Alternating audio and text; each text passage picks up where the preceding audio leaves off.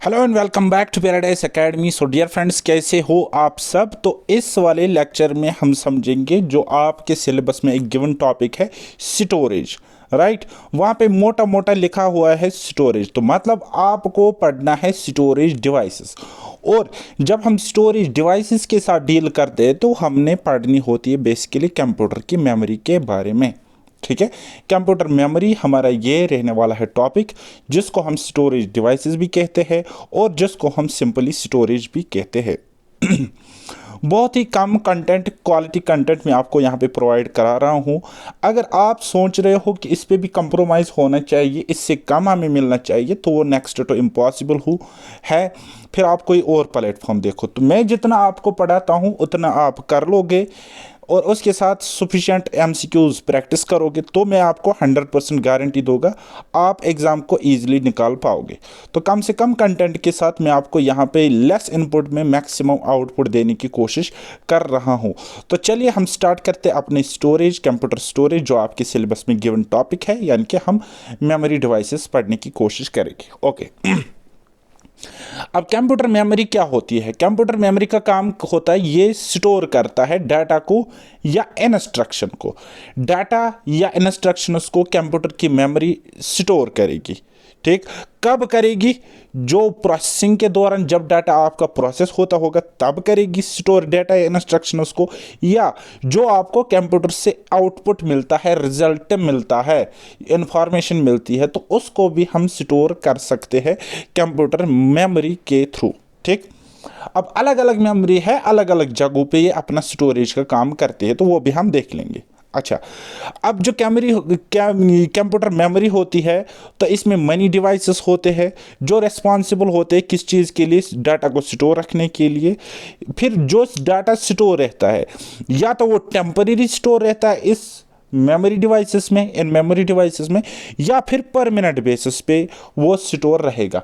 अब temporary basis पे कहाँ पे किन मेमोरी डिवाइसेस में स्टोर रहता है डाटा, और परमानेंट बेसिस पे किन मेमोरी डिवाइसेस में स्टोर डाटा रहता है, वो भी हम देख लेंगे। ओके, लेकिन उससे पहले हम समझ लेंगे एक छोटा सा कॉन्सेप्ट जिसको हम कहते हैं टाइप्स ऑफ मेमोरी, यानी कि मेमोरी के कितने टाइप्स होते हैं। तो मैंने आपको पहले भी बताया कि मेमोरी के दो टाइप्स मोटे मोटे होते हैं। एक को हम कहते हैं प्राइमरी मेमोरी या मेन मेमोरी, और दूसरा होता है हमारे पास सेकेंडरी मेमोरी। तो प्राइमरी मेमोरी को समझने की कोशिश करेगी कि प्राइमरी मेमोरी काम कैसे करती है, देन उसके बाद हम समझ लेंगे कि सेकेंडरी मेमोरी कंप्यूटर में किस तरीके से काम करती है। चलिए, तो प्राइमरी मेमोरी क्या करता है? ये कम्युनिकेट करता है डायरेक्ट किसके साथ? सीपीयू के साथ। सीपीयू क्या होता है? ब्रेन ऑफ कंप्यूटर, जिसको हम सेंट्रल प्रोसेसिंग यूनिट कहते हैं, ठीक। क्या कहा मैंने? प्राइमरी मेमोरी डायरेक्टली डील करती है, कम्युनिकेट करती है किसके साथ? सीपीयू के साथ। और इसी प्राइमरी मेमोरी को हम कहते हैं मेन मेमोरी, या कहते हैं इंटरनल मेमोरी, या सिंपली कहेंगे मोटा मोटा तो प्राइमरी मेमोरी। बताइए समझ क्या काम होता है? फिर से रिपीट करो। प्राइमरी मेमोरी डायरेक्टली कम्युनिकेट करती है सीपीयू के साथ। इसको हम मेन मेमोरी भी कहते हैं, इंटरनल मेमोरी भी कहते हैं, और प्राइमरी मेमोरी तो कहते हैं। ओके, इतना क्लियर? हाँ जी। चलिए, जो प्राइमरी मेमोरी होती है ये अलो करती है कंप्यूटर को। क्या? प्राइमरी मेमोरी अलो करती है कंप्यूटर को कि ये स्टोर करे डाटा को फॉर इमीडिएट मैनिपुलेशन, यानी कि ड्यूरिंग आवर ऑपरेशन, जो हम कोई ऑपरेशन या प्रोसेसिंग करते हैं तो तब प्राइमरी मेमोरी अलो करती है किसको? कंप्यूटर को, सीपीयू को, कि ये इमीडिएट मैनिपुलेशन के लिए डाटा को स्टोर करें। ओके। अच्छा, इसके अलावा क्या होता है? जो प्राइमरी मेमोरी होती है इसकी होती है लिमिटेड स्टोरेज कैपेसिटी, या हम बोलेंगे कम स्टोरेज, यानी कि लेस स्टोरेज कैपेसिटी होती है as compare to secondary memory. Okay, हाँ जी। देन उसके बाद एक और इंपॉर्टेंट पॉइंट याद रखो जो एग्जाम में बार बार पूछा जाता है, कि जो मेन मेमोरी होती है ये होती है वोलाटाइल इन नेचर। क्या होती है? Volatile in nature. वोलाटाइल मतलब वोल्टेज से निकला है, और voltage is related to our power, ठीक है, इलेक्ट्रिकल एनर्जी। तो इसका मतलब वोलाटाइल इन नेचर होने का मतलब क्या है कि अगर हम पावर ऑफ करेंगे कंप्यूटर का, अगर जब पावर ऑफ होता है, when the power is turned of, जो कंटेंट इस मेमोरी में होता है, जो इस मेमोरी में कंटेंट होता है, वो कंटेंट कुछ भी हो सकता है, तो वो क्या होता है? लॉस्ट होता है, क्या होता है, लॉस्ट हो जाता है, यानी कि वो वहां से खत्म हो जाता है, गुम हो जाता है। तो इसलिए हम कहते हैं प्राइमरी मेमोरी क्या होती है, वोलाटाइल इन नेचर होती है। ठीक। अब प्राइमरी मेमोरी में रैम आता है, रोम आता है, तो लेकिन दोनों तो वोलाटाइल नहीं होते, तो वो भी हम देख लेंगे। ओके। अच्छा, प्राइमरी मेमोरी को फर्दर क्लासिफाइड किया गया है दो types which are as follows. दो टाइप्स ऑफ मेमोरीज में इसको फर्दर क्लासिफाई किया गया है। क्या कहा मैंने, प्राइमरी मेमोरी मेन मेमोरी होती है, और इसको दो टाइप्स में फर्दर क्लासिफाई किया गया है। एक को हम कहते हैं रैम, RAM, रैम, नाम सुना होगा बहुत बारी।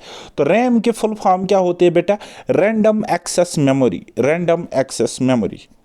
ओके। तो रैंडम एक्सेस मेमोरी क्या होती है, इसको हम रीड राइट मेमोरी कहते हैं, यानी कि इसको हम रीड भी कर सकते हैं, राइट भी कर सकते हैं। कैसे, वो भी समझने की कोशिश करो। ये अलो करती है सीपीयू को, किस चीज के लिए, read as well as write data and instructions into it. यानी कि रैंडम एक्सेस मेमोरी को हम रीड राइट मेमोरी कहते हैं। क्यों, क्योंकि ये अलो करती है सीपीयू को, सेंट्रल प्रोसेसिंग यूनिट को, क्या आप रीड कर सकते हो और राइट कर सकते हो डाटा एंड इंस्ट्रक्शंस को इस मेमोरी में या इस मेमोरी पर। बात आई समझ? अच्छा, और मेरे कहने का क्या मतलब है क्लियरली, कि रैम को हम यूज करेंगे क्योंकि ये वोलाटाइल इन नेचर है, कभी ना कभी तो पावर टर्न ऑफ हो जाएगा। तो इसलिए ये जो रैम है ये बनाई ही इसी चीज के लिए गई है। किस चीज के लिए, temporary storage of input data, यानी कि इनपुट डाटा जो आप देते हो वो टेम्परेरीली रैम में स्टोर रहता है, रैम में स्टोर रहता है। अच्छा, क्या इनपुट डेटा ही होता है ना, आउटपुट डेटा भी होता है और इंटरमीडिएट रिजल्ट्स भी होते हैं। इंटरमीडिएट रिजल्ट्स मतलब आप कोई इनपुट देते हो, यहाँ पे दिस इज इनपुट, और यहाँ पे ये हो गया, सपोज यहाँ पे आपको रिजल्ट मिलता है, दिस इज आउटपुट।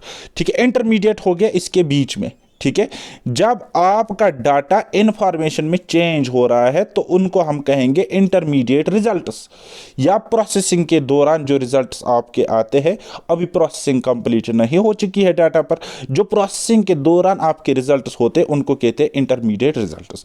तो ये इन इंटरमीडिएट रिजल्ट्स को भी क्या करता है, टेम्पररी बेसिस पे स्टोरेज करता है, टेम्पररी बेसिस पे स्टोर करता है। बोलो इतना क्लियर? इतना क्लियर? अच्छा, अब जो आपने रैम देखी, इसको भी फर्दर क्लासिफाई किया गया है दो कैटेगरीज में। एक होता है डायनामिक रैम, डी, और RAM means random access memory, D RAM, dynamic RAM. ठीक है, यानी कि डायनामिक रैंडम एक्सेस मेमोरी इसकी फुल फॉर्म हो जाएगी। ओके, हाँ जी। अब इस डायनामिक रैम में क्या होता है कि ये बना होता है मेमोरी सेल से, और हर एक सेल में होता है कैपेसिटर और एक ट्रांजिस्टर। क्या कहा मैंने कि डायनामिक रैम बनी होती है मेमोरी सेल से, और हर एक सेल में होता है एक कैपेसिटर और एक ट्रांजिस्टर। राइट, इतना आपने समझा? आप बोलोगे सर हाँ जी। अब इसमें छुपा है डायनामिक मतलब जो चेंज हो जाए बार बार। ठीक है, तो वही चीज यहां पे होती है इस रैम के साथ।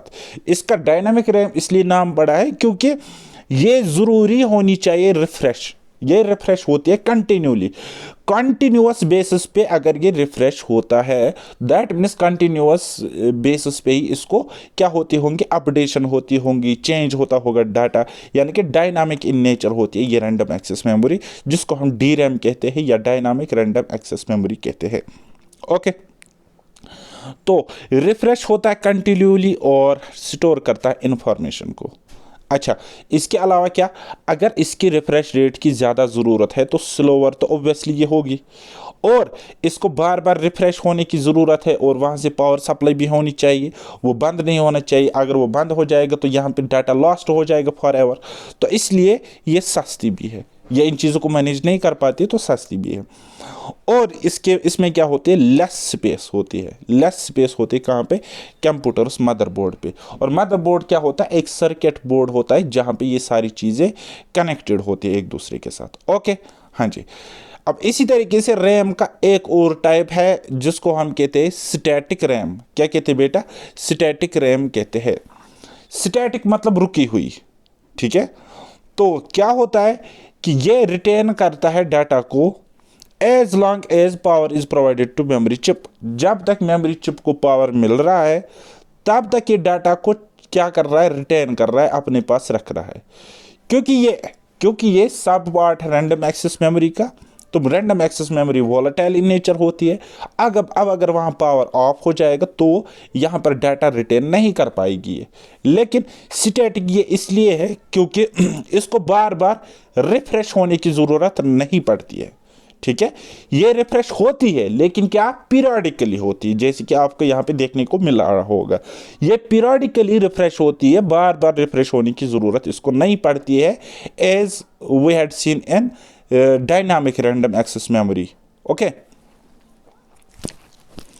ये यूज करता है मल्टीपल ट्रांजिस्टर्स को हर एक मेमोरी सेल के लिए। उसके अलावा इसके पास कैपेसिटर नहीं होता है, जो मैंने आपको DRAM में भी बताया कि वहाँ पे हर ईच एंड एवरी सेल के लिए 1 कैपेसिटर एंड 1 ट्रांजिस्टर होता है।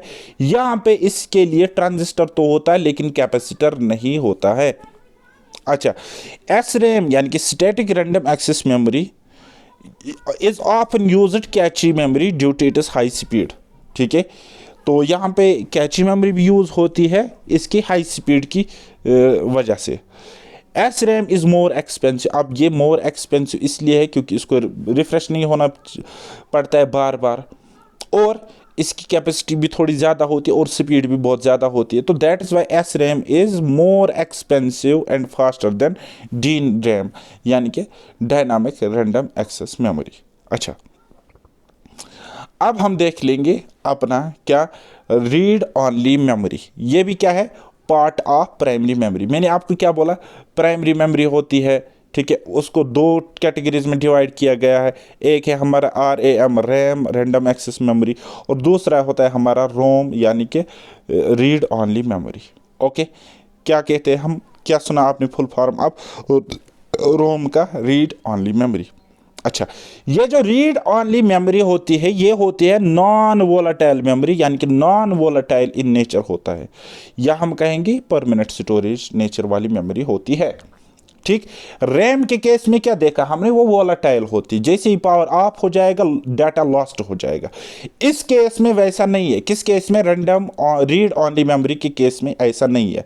अब अगर पावर ऑफ भी हो जाता है, स्विच ऑफ हो जाता है पावर, तब भी यहाँ पे जो कंटेंट्स होगा, जो डाटा होगा, वो लॉस्ट नहीं होगा, वो वहीं पे रहेगा। बात आई समझ, डिफरेंस आई समझ। एग्जाम में ये इंपॉर्टेंट क्वेश्चन पूछा जाता है। हमारे पंचायत अकाउंटेंट असिस्टेंट से लेकर जो एग्जाम हुए JKSB के, जो लास्ट एग्जाम हो गया पटवारी तक, इस मेमोरी पर ऐसे ही क्वेश्चंस बनते हैं। मैं आपको एक्सपीरियंस की बुनियाद पे पढ़ा रहा हूं, तो आप इसको बाइबल की तरह अपने नजदीक रखिए और ट्रस्ट कीजिए। ओके, चलिए, जो रोम होता है, ROM can written data and instructions to it only 1 time.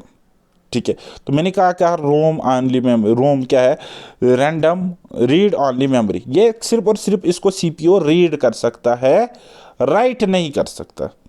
ठीक है, तो जो इस पे डाटा आप रिटर्न करोगे या इंस्ट्रक्शंस करोगे, वो सिर्फ और सिर्फ एक ही बार होता है, बार बार आप नहीं कर सकते। Once a ROM chip is programmed at the time of manufacturing, जब एक रोम चिप को हम प्रोग्राम करते हैं, कब, जब उसको मैन्युफैक्चर किया जाता है, बनाया जाता है, तो इसको रिप्रोग्राम या रिटर्न हम नहीं कर सकते हैं। वाइल रैम के केस में हम क्या कर सकते हैं, उसको बार बार रिटर्न कर सकते हैं, लिख सकते हैं, यानी कि उसकी प्रोग्रामिंग हम बार बार कर सकते हैं। लेकिन यहाँ पे एक बार जो हुआ सो हुआ, अब चेंज नहीं होगा। सो हम कहेंगे अब जो रोम है हमारे पास, it has only read capability. इसमें सिर्फ और सिर्फ रीड कैपेबिलिटी होती है, राइट कैपेबिलिटी नहीं होती है, क्योंकि ये एक ही बार राइट की जाती है, कब, मैन्युफैक्चरिंग के टाइम। बात आई समझ, बोलो कुछ तो बोलो। यहाँ तक अब हमने रैम और रोम का कॉन्सेप्ट समझा। लेकिन अब जब हम रोम पढ़ते हैं, इसको भी 3 कैटेगरीज में डिवाइड किया गया है, इसको भी 3 कैटेगरीज में डिवाइड किया गया है। एक कैटेगरी होती है हमारी प्रोग्रामेबल रोम, प्रोग्रामेबल रोम, जिसको हम PROM कहते हैं। PROM की फुल फॉर्म क्या है, programmable read only memory, programmable read only memory. Okay, सिर्फ और सिर्फ ये भी रीड ही होगी लेकिन प्रोग्रामेबल होगी। ओके देखो, it is also non volatile in nature, once a PROM has been programmed its content can never be changed.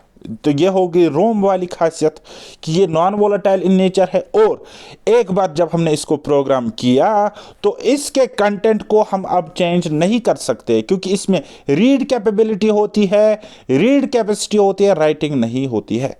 Okay, it is one time programmable device. हाँ जी, रोम है तो वैसा ही होगा, लेकिन मेन डिफरेंस कहाँ पे, this type of memory is found in video game consoles.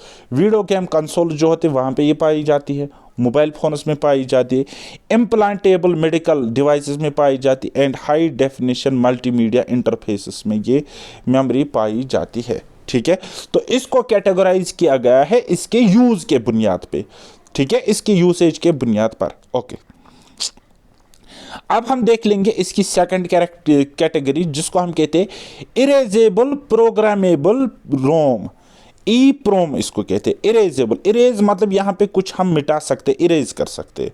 तो चलिए समझते हैं, ये सिमिलर होते हैं प्रोम की तरह, लेकिन इसको हम इरेज कर सकते हैं। ठीक है, कैसे इरेज करेंगे, स्ट्रॉन्ग अल्ट्रावाइट लाइट के जरिए, स्ट्रॉन्ग अल्ट्रावायलेट लाइट के जरिए से, और इसको हम फिर रिटर्न भी कर सकते हैं। क्या बोला मैंने, प्रोम के केस में हम रिटर्न नहीं कर सकते, ई प्रोम के केस में हम रिटर्न कर सकते हैं। लेकिन कैसे, जब हम अल्ट्रावायलेट लाइट का यूज करेंगे और इसको पहले इरेज करेंगे, जो प्रोग्राम इस पे लगा था पहले, जो बाद में चेंज नहीं हो सकता था, तो उसको करना पड़ेगा पहले इरेज। जैसे कि आप फोन को रेस्टोर करते हो तो उसमें डाटा क्या होता है, सारा का सारा इरेज हो जाता है, फिर आप उसमें नया डाटा डालते हो, तो वही चीज यहां पे होती है। ठीक है, इसके प्रोग्राम को हम इरेज करते हैं, कैसे, स्ट्रॉन्ग अल्ट्रावायलेट लाइट के जरिए। देन उसके बाद इस पे नया प्रोग्रामेबल मतलब चीजें होती है, नए प्रोग्राम्स हम लिखते हैं। So it is also known as ultraviolet erasable programmable ROM. इसी को हम दूसरा नाम भी देखते हैं, क्योंकि इसमें अल्ट्रावायलेट लाइट का यूज होता है, तो हम इसको यूवी ई प्रोम कहते हैं। UV EPROM, U stands for ultraviolet and V stands for violet. ठीक है, यूवी स्टैंड्स फॉर अल्ट्रावायलेट और EPROM stands for erasable programmable read only memory. Okay, चलिए अब नेक्स्ट कैटेगरी होती है रोम का, जिसको हम कहते हैं क्या, ई रोम, डबल ई रोम, ठीक है, या ई प्रोम। ठीक है, ई रोम या ई प्रोम। ओके, तो इसका मतलब क्या होता है, ये सिंपली ई रोम ईपी रोम की तरह होते हैं, यानी कि electrically programmable read only memory. ठीक है, तो ये उसकी तरह होती है, लेकिन इसको हम इरेज कर सकते हैं इलेक्ट्रिकली। किस तरीके से, इलेक्ट्रिकली इसको हम इरेज कर सकते हैं। ठीक है, इरेजेबल प्रोग्रामेबल ROM रोम। ठीक है, तो ये अब डबल ई लगाते हैं तो इलेक्ट्रिकली इसको हम इरेज कर सकते हैं। देन इसको हम फिर से लिख सकते हैं electrically by, and the burning process is reversible by exposure to electric pulses. बस वही चीज़ है कि इलेक्ट्रिक पल्सेस को देकर हम इसको कुछ भी चेंज कर सकते हैं वगैरह। ठीक, ये फ्लेक्सिबल टाइप ऑफ रोम है, मोस्ट फ्लेक्सिबल टाइम। फ्लेक्सिबल मतलब जिसको जो फ्लेक्सिबल हो, चेंज हो, उधर भी मिले इधर भी मिले इधर भी जाए, हैं उसको हम कहते हैं फ्लेक्सिबल, यानी कि अपने अकॉर्डिंग जिसमें हम चेंजेस कर सकते हैं। तो ये क्या होता है, फ्लेक्सिबल इन नेचर होता है, और कॉमनली यूज्ड होता है फॉर होल्डिंग बायोस। बायोस को होल्ड करने के लिए कॉमनली हम इसको यूज करते हैं। अब आपके एग्जाम में यहां से क्वेश्चन बन सकता है, बायोस की फुल फॉर्म बताइए। तो बायोस की फुल फॉर्म होती है basic input output system. BI means basic input, OS means output system, basic input output system. और जब मैं आपको आगे एक लेक्चर पढ़ाऊंगा तब मैं आपको ये बायोस डिटेल में क्लियर करूंगा, बायोस क्या होता है। क्लियर इतना? अच्छा, अब इतने ही नहीं होते, प्राइमरी मेमोरी आपने पढ़ी है, कुछ स्पेशल मेमोरीज भी होती है। कुछ स्पेशल मेमोरी भी होती है, जैसे कि apart from above memories there are also some other memories that help to primary memory, जो हेल्प करती है प्राइमरी मेमोरी को। ये ना हम प्राइमरी मेमोरी के मतलब कैटेगरी में रखते हैं, ना ही हम इसको सेकेंडरी कैटेगरी में रखते हैं। ये बीच में होती है, सीपीयू को अपनी मेमोरी होती है, कैशी मेमोरी, ठीक है। तो इसको लेकिन ये हेल्प करता है प्राइमरी मेमोरी को कोई टास्क परफॉर्म करने के लिए, ठीक है, जैसे कि कैशी मेमोरी, ठीक। It is a storage buffer that stores the data which is used more often. ये क्या होता है, स्टोरेज बफर होता है। फॉर एग्जांपल यहाँ पे आपकी रैम है और यहाँ पे आपका सीपीयू है, ठीक है। अब कंटिन्यू कोई काम हो रहा है, प्रोसेस हो रहा है काम कंटिन्यूअस बेसिस पे, तो यहाँ पे क्या होती है, कैशी मेमोरी होती है, ये स्टोरेज बफर होता है। यानी कि यहाँ पे जो कोई टास्क बार बार रिपीट होना होगा तो वो यहाँ पे रहता है, कैशी मेमोरी में वो स्टोर रहता है। लेकिन क्यों ऐसा होता है, क्योंकि इसकी फास्ट रेट होती है, तो ये सीपीयू के लिए बेनिफिशियल होता है। Cache memory is a very high speed memory placed in between RAM and CPU. तो वो मैंने आपको बताया, सीपीयू और रैम के बीच में ये होती है। क्यों होती है, ये हाई स्पीड मेमोरी होती है और ये बफर की तरह काम करती है between RAM and CPU. Okay, it increases the speed of processing. ये क्या कर रहा है, प्रोसेसिंग की स्पीड को इंक्रीज करने में हेल्प करता है। कौन, कैशी मेमोरी। क्या प्राइमरी मेमोरी है, ना। क्या सेकेंडरी मेमोरी है, ना। बताइए समझ। इसी तरीके से दूसरी होती है जिसको हम कहते हैं फ्लैश मेमोरी, इसको भी समझ लो। ये क्या होता है, एक काइंड होता है सेमीकंडक्टर का, जो बेस्ड होता है नॉन वोलाटाइल राइटेबल मेमोरी पर, यानी कि रोम जैसा ये होता है, ठीक है। इसको हम ज़्यादातर यूज़ करते हैं डिजिटल कैमराज में, मोबाइल फोन्स में और प्रिंटर्स में। देखते हो ना, फ्लैश मेमोरी उसमें लगी होती है ना। चलिए, उसके बाद लास्ट वाला अब हम देख लेंगे वर्चुअल मेमोरी, उसके बाद अब हम जाएंगे सेकेंडरी मेमोरी पे, ठीक है। तो वर्चुअल मेमोरी क्या होती है, ये एक टेक्निक होती है, जो that allows the execution of process that are not completely in main memory, ठीक है। जो अलो करते एग्जीक्यूशन किन प्रोसेसेस को, उन प्रोसेसेस को वो अलो करता है एग्जीक्यूशन के लिए जो मेन मेमोरी में कंप्लीटली नहीं होते हैं, ठीक है। एग्जीक्यूट कौन सा प्रोसेस होगा, जो मेन मेमोरी में होगा, तो वहां से उसको सीपीयू लेगा, ठीक है। लेकिन जो कोई टास्क, जो कोई प्रोसेस क्या होगा, कंप्लीटली स्टोर नहीं होगा या मेन मेमोरी के पास नहीं होगा, तो वहां पे हमें वर्चुअल मेमोरी जरूरत आती है। तो सबसे बड़ा एडवांटेज क्या है इस मेमोरी का, तो is that programs can be larger than main memory. जो प्रोग्राम्स होते हैं जो इसमें होते हैं वो लार्जर होते हैं मेन मेमोरी से। ओके, क्लियर इतना? बोलो, कुछ तो बोलो। चलिए, अब हम आते हैं अपने नेक्स्ट टॉपिक पर, जिसको हम कहते हैं सेकेंडरी मेमोरी। तो प्राइमरी मेमोरी जितना मैंने पढ़ा है मोर देन सफिशिएंट है, उसके साथ कुछ क्वेश्चंस लगाने हैं तो आपको 100% क्वेश्चन एग्जाम में फंस जाएगा। ये मेरा वर्ड आप लिख के ले लेना। इतने एग्जाम्स क्वालिफाई किए हैं, लिमिटेड पढ़ के क्वालिफाई किए हुए, क्योंकि मुझे पता है एग्जाम क्वालिफाई कैसे करना होता है। ओके, हाँ जी। तो सेकेंडरी मेमोरी या इसको हम सेकेंडरी स्टोरेज भी कहते हैं। ओके, ये किस काम के लिए आता है? हमने देखा कि प्राइमरी मेमोरी हमने पढ़ी, मेन मेमोरी हमने पढ़ी, तो वहां पे जगह स्पेस कम होती है डाटा को रखने के लिए, और वहां पे टेम्परेरी बेसिस पे डाटा स्टोर रहता है। एक तो स्पेस कम होती है, दूसरा टेम्परेरी स्टोर बेसिस पर ही डाटा वहां पे स्टोर रहता है। लेकिन जो सेकेंडरी मेमोरी हमारे पास होती है, इस ये स्टोर कर सकता है larger amount of data and information for extended periods of time, यानी कि टाइम के लिए, फ्यूचर टाइम के लिए भी ये इसको स्टोर रखता है। Data in secondary memory can not be processed directly by CPU. हाँ, जो डाटा हमारे पास सेकेंडरी मेमोरी में होता है उसको सीपीयू डायरेक्टली प्रोसेस नहीं करता है। तो अगर प्रोसेसिंग की जरूरत पड़ी तब, ठीक है, तब क्या होता है, वो डाटा पहले कॉपी होता है प्राइमरी मेमोरी यानी कि रैम में, और फिर आपको पता है रैम और सीपीयू का ओचो मोचो गोलो मोलो होता रहता है प्रोसेसिंग में, ठीक है। तो क्या होगा, सेकेंडरी मेमोरी से एक कॉपी चली जाएगी पहले रैम के पास, रैम से फिर सीपीयू ले जाएगा और उस पर प्रोसेसिंग करेगा। गला खराब है मेरा। ओके, लेकिन ये क्या होता है, ये सेकेंडरी मेमोरी जो होती है ये स्लोवर होती है, ये चीपर होती है, ठीक है। प्राइमरी मेमोरी से क्या होती है, स्लोवर भी होती है, चीपर भी होती है प्राइमरी मेमोरी से।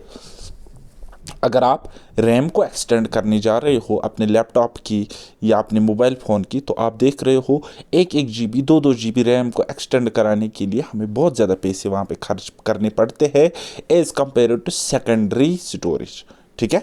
चलिए अब देखो, secondary storage is used to store data and programs when they are not being processed. इसको हम यूज करते कब करते हैं, ये उस डाटा को ही प्रोसेस सेव करेगा, स्टोर करेगा जो प्रोसेसिंग में ना हो। ड्यूरिंग प्रोसेसिंग ऑफ डाटा ये उसको सेव नहीं रख सकता, ये उसको सेव नहीं रख सकता। और डाटा या रिजल्ट या आउटपुट या इंफॉर्मेशन क्या होता है, कोई भी कुछ भी जिसको कंप्यूटर प्रोसेस कर सकता है। वो ऑडियो हो सकता है, गेम हो सकता है, डॉक्यूमेंट हो सकता है, वीडियो हो सकता है, कुछ और हो सकता है, ग्राफिक हो सकता है ना। Due to this, the data remain in secondary storage as long as it is not overwritten or deleted by the user। तो इसीलिए डाटा सेकेंडरी स्टोरेज में तब तक रहता है जब तक उसको हम ओवररिटन ना करें या डिलीट ना करें, और करने वाला कौन होता है, यूजर। ओके, मैं, आप। तो इसलिए इसको हम परमानेंट स्टोरेज कहते हैं। क्या कहते हैं बेटा, परमानेंट स्टोरेज। जैसे कि आपका memory card, this is secondary device, secondary memory storage device, permanent storage. इसी तरीके से कोई पेन ड्राइव हो सकता है, कोई हार्ड ड्राइव हो सकती है ना। चलिए अब हम देखेंगे सेकेंडरी स्टोरेज को किन किन टाइप्स में डिवाइड किया गया है। तो सबसे पहला है हमारा जिसको हम कहते हैं मैग्नेटिक स्टोरेज। क्या कहते हैं बेटा, मैग्नेटिक स्टोरेज कहता है। क्या होता है इसमें, it is the manipulation of magnetic fields on a medium in order to record audio, video और अदर डेटा। क्या होता है ये एक मैनिपुलेशन होता है किन चीजों का, मैग्नेटिक फील्ड्स का। मैग्नेटिक फील्ड्स का मैनिपुलेशन मैग्नेटिक स्टोरेज होता है, और ये रिकॉर्ड करता है audio, video and other data को। इसमें इंक्लूड होते हैं हमारे hard disk drive, HDD hard disk drive, floppy disk, ठीक है, मैग्नेटिक टेप, और विच आर डिस्क्राइब्ड बिलो। ठीक, तो क्या कहा मैंने, ये मैग्नेटिक फील्ड्स को यूज करता है, मैनिपुलेट करता है और डाटा को स्टोर रखता है या रिकॉर्ड करता है। और वो डाटा ऑडियो होता है, वीडियो होता है, या कुछ और भी हो सकता है। तो इसको फर्दर सब कैटेगरीज में डिवाइड किया गया है, जैसे कि मैग्नेटिक स्टोरेज के अंदर आती है हमारी magnetic tape, floppy disk, hard disk, ठीक है ना। तो चलिए इनको हम समझते हैं। पहले हम समझ लेंगे HDD क्या होता है, यानी कि हार्ड डिस्क ड्राइव क्या होता है और किस तरीके से काम करती है। ओके, हाँ जी। तो ये सेकेंडरी डिवाइस है, सेकेंडरी मेमोरी डिवाइस है, तो नॉन वोलेटाइल इन नेचर होगा ही होगा, हाँ जी। And random access digital data storage device है। रैंडम एक्सेस, जिसको हम रैंडमली एक्सेस कर सकते हैं, बार बार कभी भी, जिसको हम जिस डिजिटल डाटा को हम यूज कर सकते हैं, तो ये उसी रिलेटेड डिवाइस है, ये उसी इंफॉर्मेशन को रखता है। अच्छा, HDD is a data storage device used for storing and retrieving digital information using rotating disks। इनको हम प्लेटर्स कहते हैं, coated with magnetic material। ठीक, तो क्या कहा मैंने, तो HDD जो हार्ड डिस्क ड्राइव है, इसको हम यूज करते हैं एज स्टोरेज डिवाइस। किस लिए, ताकि हम डाटा को उसमें स्टोर रख सके, या जो ऑलरेडी स्टोर डाटा है उसको रिट्रीव कर सके, उसको देख सके, इस्तेमाल कर सके। ठीक, अब ये किस तरीके से होता है ये इंफॉर्मेशन वहां पे, तो ये बाय रोटेटिंग डिस्क्स, यानी कि वो डिस्क क्या होती है, रोटेट होती है। ठीक है, उनको हम प्लेटर्स कहते हैं। इस तरीके से वो डिस्क होती है ना, गोल गोल, है ना, और इस पे कोटिंग करी होती है मैग्नेटिक मटेरियल की। अब अगर आपसे JKSSB एग्जाम में क्वेश्चन पूछा जाता है कि हार्ड डिस्क ड्राइव में कौन सी कोटिंग लगी होती है, तो मैग्नेटिक मटेरियल की कोटिंग वहां पे लगी होती है। ओके, चलिए, all programs of a computer are installed in hard disk. वो तो हमें पता है, सारे के सारे प्रोग्राम्स हम कंप्यूटर के हार्ड डिस्क में इंस्टॉल कर सकते हैं या करते हैं। ठीक है ना। अगर आपके HDD अगर आपके लैपटॉप में नहीं होगी ना, तो कोई भी एप्लीकेशन भी आप इंस्टॉल नहीं कर सकते। ठीक, तो ये क्या है, ये एक फिक्स्ड डिस्क होती है। फिक्स्ड डिस्क का होने का मतलब है can not be removed from the drive. ठीक है।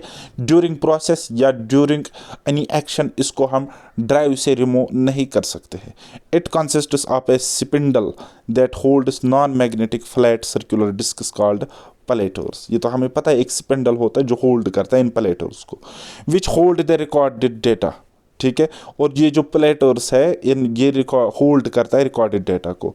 Each platter requires to read या राइट हैंड्स, इसमें दो रीड या राइट हैंड्स होते हैं, that are used to write and read information from a platter, जिसको हम रीडिंग के लिए राइटिंग के लिए प्लेटर के लिए इस्तेमाल करते हैं। ओके, कुछ और समझते हैं। All the read write heads are attached to a single access, सारे के सारे जो रीड या राइट हेड्स होते हैं ये एक अटैच होते हैं सिंगल एक्सेस आर्म से, so they can not move independently, ताकि वो आपस में मतलब पाने करने तुम मूव किए, ताकि वो इंडिपेंडेंटली मूव ना कर सके। और भी कुछ इंपॉर्टेंट चीज़ें मैं आपको समझाने की कोशिश करूँगा।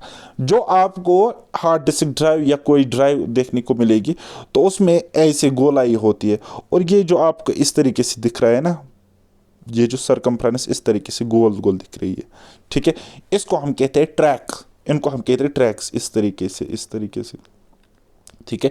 These are called tracks. अब सेक्टर क्या होता है बेटा, फिर सेक्टर क्या होता है, इस तरीके से ले लो, ये हार्ड डिस्क है, ये इसका सेंटर है, ठीक। तो ये जो इतना पार्ट है ना, इतना पार्ट अब हमने सपोज ले लिया इसका, तो इसको हम कहते हैं सेक्टर। वाइल ट्रैक क्या होता है, इस तरीके से गोलाई में हमने देखा ना, तो ये वाला पार्ट अगर हम ले लेंगे गोल में, ठीक है, इसको हम कहते हैं ट्रैक, ठीक है। This is the main difference जो JKS भी कभी कभी पूछ लेता है, ट्रैक्स क्या होता है, सेक्टर्स क्या होता है। ओके, चलिए अब हम समझने की कोशिश करेंगे कि ट्रैक किस तरीके से यूज होता है और सेक्टर किस तरीके से हार्ड डिस्क ड्राइव में यूज होता है। तो that information is recorded in bands, जो इंफॉर्मेशन हम रिकॉर्ड करते हैं बैंड्स में, each band of information is called a track, हर एक बैंड इंफॉर्मेशन को उसको हम ट्रैक कहते हैं। Each platter has the same number of tracks and track location that cuts across all platters called cylinder, ठीक। तो हर एक प्लेटर में सेम नंबर ऑफ ट्रैक्स होते हैं और उनकी लोकेशन होती है जो कट होती है, यानी कि इस तरीके से कट होते हैं ना, ठीक, इनको हम कहते हैं सिलेंडर्स। ये सिलेंडर ही होता है, इस तरीके से देखो गंदी नज़र से, ये सिलेंडर ही होता है, ठीक। चलिए, the tracks are derived into pie shaped sections. अब ये ट्रैक्स डिवाइड होते हैं इस तरीके से, कोई ट्रैक हमने लिया तो इस तरीके से ये डिवाइड होता होगा एक एक, मतलब ये इसमें, तो इनको हम सेक्टर्स कहते हैं। क्या कहते हैं बेटा, सेक्टर्स, यानी कि sub division of tracks is called sectors. यह आपका क्वेश्चन एग्जाम में बन सकता है। चलिए अब हम देखेंगे नेक्स्ट मैग्नेटिक टेप, ठीक है, मैग्नेटिक डिस्क सॉरी, जिसको हम कहते हैं फ्लॉपी डिस्क, डिस्केट भी इसको कहते हैं, डिस्केट, DISKETTE, डिस्केट या फ्लॉपी डिस्क। तो फ्लॉपी डिस्क क्या होते हैं, ये एक राउंड इन शेप डिस्क होती है and thin plastic disk coated with iron oxide. ये प्लास्टिक डिस्क होती है लेकिन इसकी कोटिंग लगी होती है किससे, आयरन ऑक्साइड से, आयरन ऑक्साइड से इसकी कोटिंग होती है। अच्छा, इसको इस्तेमाल किया जाता है डाटा को स्टोर करने के लिए, लेकिन स्मॉल अमाउंट ऑफ डाटा यहाँ पे होता है। It is slower to access than hard disks, ठीक, इसकी स्पीड जो होती है थोड़ी कम होती है हार्ड डिस्क के कंपैरिजन में। तो जाहिर सी बात है अब हार्ड डिस्क महंगी होगी कि फ्लॉपी डिस्क, आप बोलोगे हार्ड डिस्क। ओके, चलिए अब देखो, डाटा इज रिट्रीव्ड और recorded on the surface of the disk through a slot. Data को रिकॉर्ड किया जाता है या रिट्रीव किया जाता है इस डिस्क पे, जिसको हम कहते हैं स्लॉट के जरिए से on the envelope. Floppy disk is removable, इसको हम रिमूव भी कर सकते हैं फ्रॉम द ड्राइव से। तो floppy disk is available in 3 sizes, 3 size के फ्लॉपी डिस्क मौजूद होते हैं। याद रखना क्या क्या, 8 इंच वाली, ठीक है, यानी कि इसका डायमीटर 8 इंच होता है, 5.25 इंच 5.25 इंच, ठीक है। तो यही इसका मतलब है, 1/4 मीनस 0.25, ठीक है। 5.25 इंच और 3.5 इंच, देखो 8 से 3 उतारे 5, 5 से 2 उतारे तो 3, तो ट्रिक याद रखो 853, ये आप कोड याद रखो, ठीक है। 8 इंच, 5.25 इंच, 3.5 इंच, ओके, बस ज़्यादा इंपॉर्टेंट ये नहीं है। चलिए अब हम मैग्नेटिक डिस्क में लास्ट वाला भी देख लेंगे थोड़ा सा, जिसको हम कहते हैं मैग्नेटिक टेप। क्या कहते हैं बेटा? मैग्नेटिक टेप कहते हैं। अच्छा, these tapes are made of a plastic film, ये प्लास्टिक फिल्म से बने होते हैं। Material coated with magnetic materials, जो मटेरियल वहाँ पे कोट होता है मैग्नेटिक होता है, वो जो डाटा को स्टोर करता है परमानेंटली। अच्छा, डाटा जो होता है उसको हम रीड भी कर सकते हैं, राइट भी कर सकते हैं इसमें। और ये क्या होता है? It is usually 12.5 mm to 25 mm wide होता है और लंबी सी होती है। वो रील होती है ना, वो कैसेट होते हैं ना इस तरीके से। बस आप समझ लो ये वही है मैग्नेटिक टेप, ठीक है। इसमें वो थ्रेड निकलता है इस तरीके से। तो उसकी विड्थ का क्या कितनी होती है? 12.5 mm टू 25 mm, और लंबाई कितनी होती है? 500 मीटर से 1200 मीटर तक। अब जो जितनी लंबी होगी वो उतना डाटा को स्टोर कर सकती है, होल्ड कर सकती है ना। चलिए जी, magnetic tape hold the maximum data, ये मैक्सिमम डाटा को होल्ड कर सकता है। Which can be accessed sequentially, जो सिक्वेंशली हम उसको एक्सेस कर सकते हैं। They are generally use to store backup data, इसको हम यूज़ करते हैं जनरली स्टोर रखने के लिए, बैकअप डाटा के लिए। और they type of data which is not frequently use, जो हम फ्रिक्वेंटली यूज़ नहीं करते उस डाटा को रखने के लिए इसको इस्तेमाल किया जाता है, ओके, या ट्रांसफ़र के लिए। चलिए अब हम देखेंगे नेक्स्ट कुछ टाइप्स ऑफ सेकेंडरी मेमोरी, जिसको हम कहते हैं, पहला वाला है हमारे पास ऑप्टिकल स्टोरेज। क्या है बेटा? ऑप्टिकल स्टोरेज है। So it is any storage, कोई भी स्टोरेज होता है, type in which data is written and read with laser. Laser के थ्रू हम इसमें डाटा को रेड भी कर सकते हैं, राइट भी कर सकते हैं। और इसमें ऑप्टिकल स्टोरेज में आता है हमारा CD, compact disc, DVD, digital versatile disc and blu ray disc, ठीक है। तो चलिए हम समझते हैं कॉम्पैक्ट डिस्क यानी कि सीडी किसको कहते हैं। आपने नाम सुना होगा, और पहले हमारे टाइम पे, मेरे टाइम पे क्या होता था, सीडी डिस्क के थ्रू मूवीज़ देखी जाती थी, है ना। तो चलिए इस कॉम्पैक्ट डिस्क समझते हैं। तो ये क्या है? Most popular and the least expensive type of optical disc होती है। एक तो पॉपुलर है, दूसरा कम से कम एक्सपेंसिव है, यानी कि लीस्ट एक्सपेंसिव है, ज़्यादा महंगी नहीं होती है। CD is capable of being used as a data storage device, ये स्टोरेज डिवाइस की तरह काम करता है, क्योंकि हम इसमें डाटा स्टोर रखते हैं। वो कोई फिल्म हो सकती है, मूवी हो सकती है, ऑडियो हो सकता है, वीडियो हो सकता है, कुछ भी हो सकता है। अच्छा, CD is characterised into 3 main types as follows, 3 main types. एक है हमारे पास CD रोम। क्या है बेटा? CD रोम। तो CD रोम मतलब compact disc read only memory, यानी कि इस पर राइटिंग नहीं होगी। दूसरा है CDR यानी कि कॉम्पैक्ट डिस्क रिकॉर्डेबल, इसमें रिकॉर्ड करेंगे हम इंफॉर्मेशन को। तीसरा CDRW कॉम्पैक्ट डिस्क री राइटेबल, यानी कि इसको हम दोबारा से राइट कर सकते हैं। तो इसको हम राइट नहीं कर सकते, इसको हम राइट कर सकते हैं, और जो बीच वाली है वो रिकॉर्डेबल है, ओके। चलिए पहला हम देखेंगे। अच्छा, दूसरा है डिजिटल वीडियो डिस्क, DVD, ठीक है। तो इसी को हम कहते हैं डिजिटल वर्सटाइल डिस्क भी। डिजिटल वर्सटाइल डिस्क मतलब डिजिटल वीडियो डिस्क, ठीक है। और ये क्या होता है? Super density disc. Density disc मतलब इसमें घनापन होता है बाकी चीज़ों का। It is an optical disc, ये क्या है? ऑप्टिकल डिस्क भी है, ओके। चलिए और कुछ इसके हवाले से जानते हैं। देखो, DVD जो होते हैं ये ऑफर करते हैं हमें हायर स्टोरेज कैपेसिटी, किसके कंपैरिजन में? CDs के कंपैरिजन में, यानी कि इसमें हायर स्टोरेज कैपेसिटी होती है as compare to CDs compact discs. और इसके क्या होते हैं? सेम डायमेंशंस होते हैं, यानी कि DVD के डायमेंशंस वही होते हैं जो CDs के डायमेंशंस होते हैं, ठीक है। मोटाई, चौड़ाई, गोलाई वगैरह। Depending upon the disc type पे डिपेंड करता है, ठीक है। DVD can store several gigabytes of data, ठीक। इसके स्टोरेज कैपेसिटी पर ये डिपेंड करता है कि ये कितना डाटा मतलब स्टोर रख सकती है, 4.7 GB से लेकर 17.8 GB तक।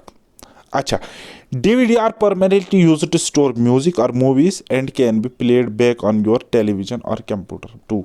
बस वैसा ही जैसे मैंने आपको बोला, इसको हम यूज़ करते स्टोर रखने के लिए, मूवीज़ वगैरह वगैरह, है ना।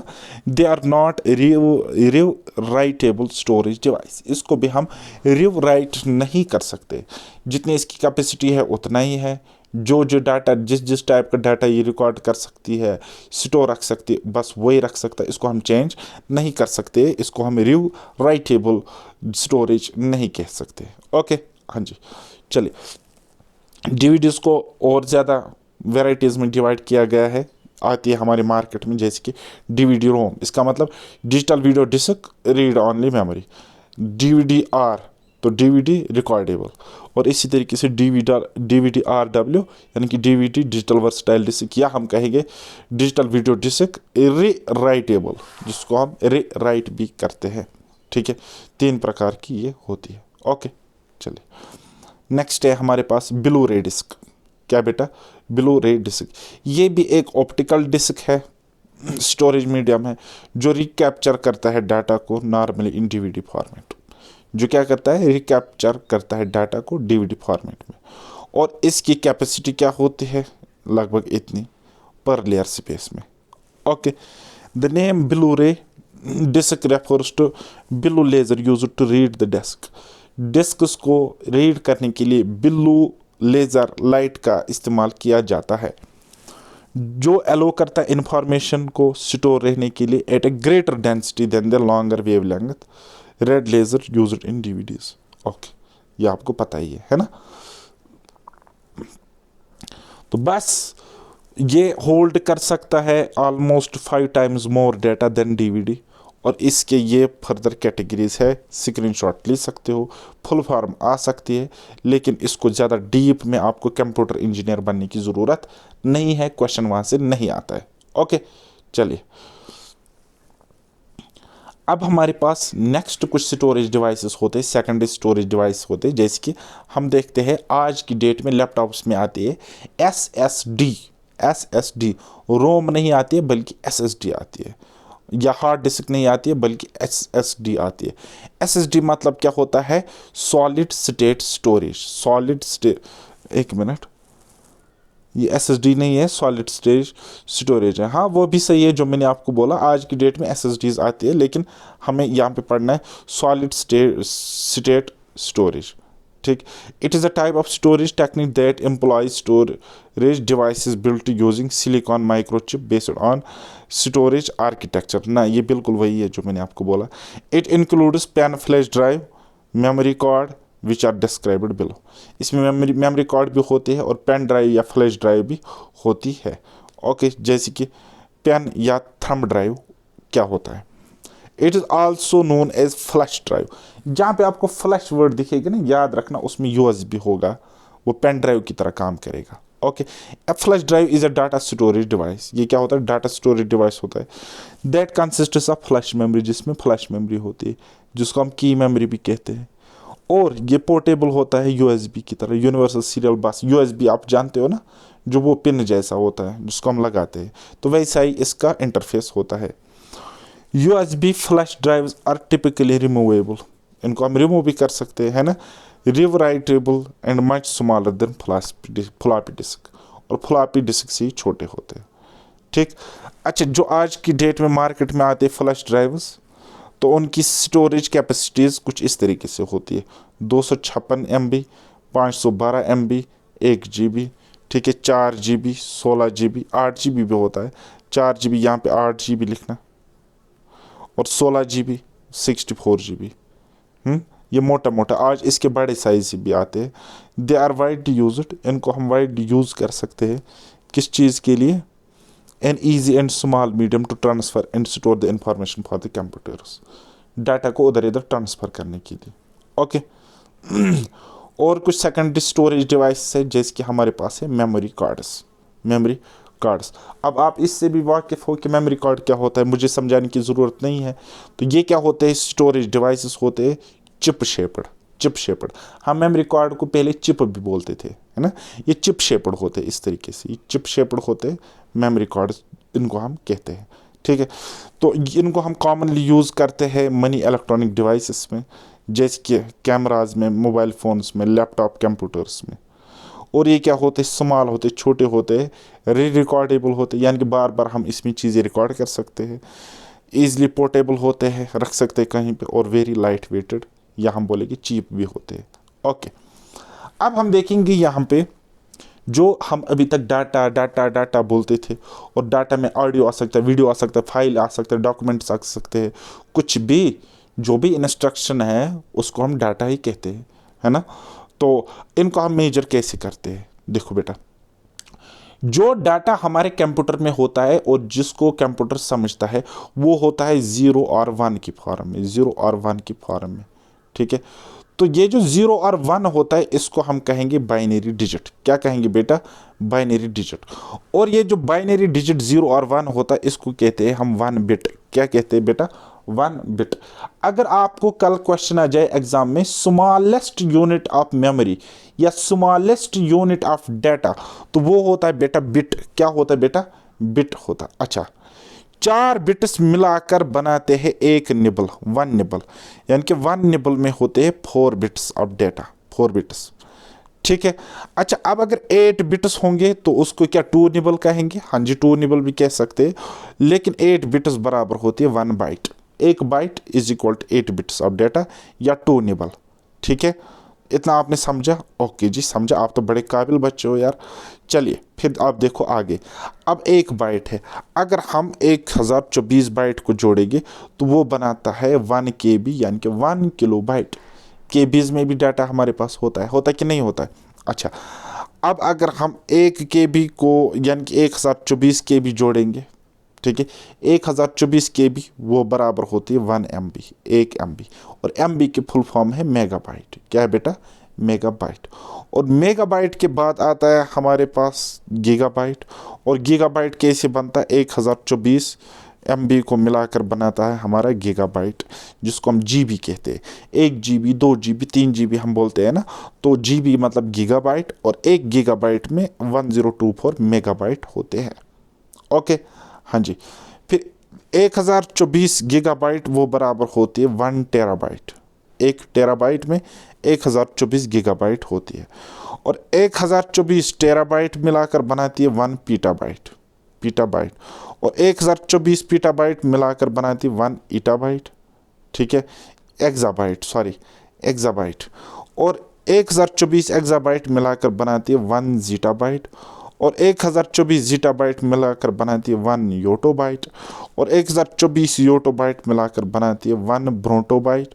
और 1024 ब्रोटोबाइट मिलाकर बनाते हैं 1 जियोबाइट, जियोबाइट। ओके, अच्छा, स्मॉलेस्ट यूनिट ऑफ डाटा क्या है? Bit. Largest unit of data क्या हो? जियोबाइट, ठीक है। इसकी ट्रिक आप याद रखना, इसकी ट्रिक आप याद रखना। देखो, बाइनरी डिजिट आपको पता है, nibble, byte, KB, MB, GB तक आपको पता है, इवन कि TB तक भी आपको पता है ना। यहाँ तक तो आपको पता है, हर किसी को पता होता है। पहले KB आता है, फिर उसके बाद MB, GB, और KB से पहले बाइट, निबल, बाइनरी डिजिट यानी कि बिट आता है। Bit, byte, KB, MB, GB ये आपको पता है। उसके बाद क्या आता है? उसके बाद आता है, देखो, उसके बाद आता है PEZY, ठीक है, पजी, पेजी, पजी यानी कि सच में, ठीक है, PEZY। P means petabyte, E means exabyte, Z means zettabyte and Y means yottabyte. और BG बाद में लिखना, बड़े बाई, बिग, BIG, बिग, पजी बिग, पजी बिग, तो ब्रोटोबाइट एंड जियोबाइट होता है। ओके, इतना आपने समझा? बोलो, कुछ तो बोलो। तो इसको आप ट्रिक याद रखना। इसको आप ट्रिक याद रखना। तो ट्रिक में आपको बताओगे 10⁻², 3, 4, 5, 6, उस टेक्निक से भी आप इसको रख सकते हो। ओके, ये इन्फॉर्मेशन आपको मैंने बताई कि स्मॉलेस्ट डाटा यूनिट बिट होता है एंड लार्जेस्ट क्या होता है? जियोबाइट होता है। अब कुछ और टर्म सीखते हैं, ज़्यादा इंपॉर्टेंट नहीं है, हमारे सिलेबस में भी नहीं है, लेकिन हो सकता है यहाँ से क्वेश्चन बन जाए। We should prepare ourselves for the worst situation, right. हम होप रख सकते हैं best, but we should prepare for the worst. तो क्लाउड कंप्यूटिंग क्या होती है? एक टर्म आपको आ सकती है एग्जाम में, क्योंकि आपका एक टॉपिक है कंप्यूटर रिलेटेड टर्म्स। तो क्लाउड कंप्यूटिंग क्या होता है, मोटा मोटा देख लेंगे, ज़्यादा इसमें नहीं घुसेंगे, है ना। तो चलिए देखिए, it is a general term for anything that involves hosted services over the internet. ठीक है।